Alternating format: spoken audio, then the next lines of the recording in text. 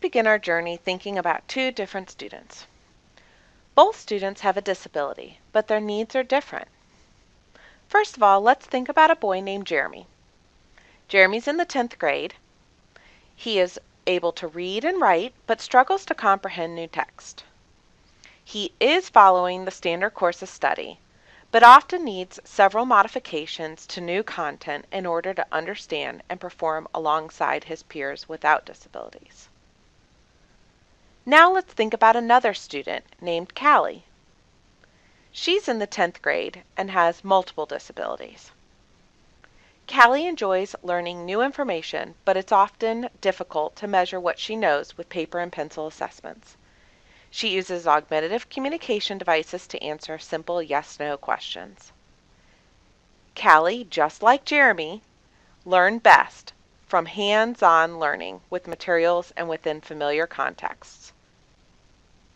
Both students might be served within the same inclusive classroom, but their learning needs are very different.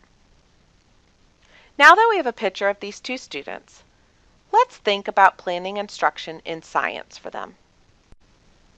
We're looking here at a state standard for 10th grade biology. In this competency goal, students are expected to analyze molecular basis of heredity. If you review the science content standard, think about Jeremy and Callie as you do it. This science standard covers a large range of content, and it's often difficult to think about students with intellectual disabilities and how we may create grade-aligned instruction for them. Remember, Jeremy is following the standard course of study.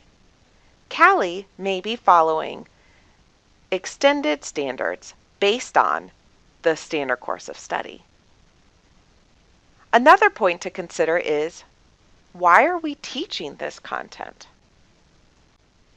Let's brainstorm together and think about the pros and cons to teaching a standard such as genetics and DNA to students with disabilities.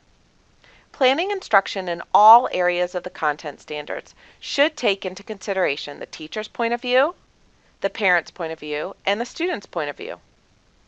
Using this model, let's think about the cons first. It's possible that a con for a teacher may be that he or she is not familiar with the content and doesn't know how to teach the materials. Parents may be concerned that their child might become frustrated with being expected to learn these new complex content such as DNA and genetics.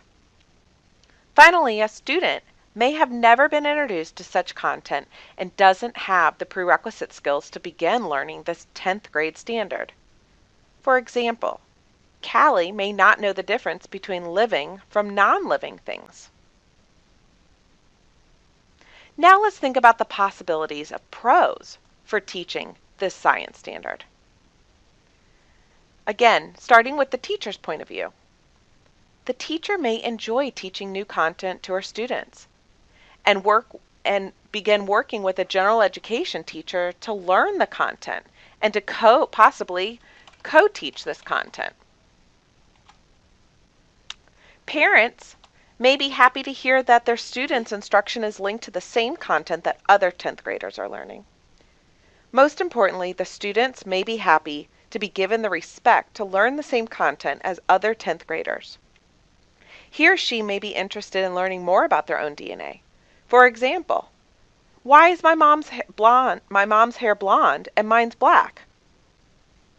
Finally, in this situation, Jeremy and Callie may be happy to learn something new while applying the content to things that matter to them. Those are just some of the possible pros and cons to teaching this particular standard to a student like Jeremy or Callie.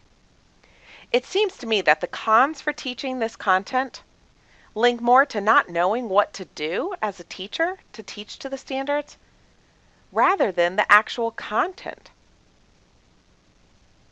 Now let's return to this module and learn more about how can we teach this content and how can we support all students learning science.